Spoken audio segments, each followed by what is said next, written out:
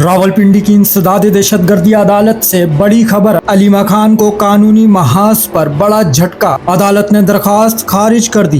रावलपिंडी की इंसदाद दहशतगर्दी अदालत में आज एक अहम और तवज्जो तलब पेशरफ्त सामने आई। इमरान खान की बहन अलीमा खान अदालत में पेश हुई, जहां 26 नवंबर के एहतजाज से मुताल्लिक मुकदमे में फर्द जुर्म को चैलेंज करने की दरख्वास्त पर फैसला सुनाया गया। अदालत ने फरीकीन की तफसील दलाइल सुनने के बाद अलीमा खान की दरख्वास्त खारिज कर दी और वाजे किया फर्द जुर्म कानून के मुताबिक आयद की गई थी।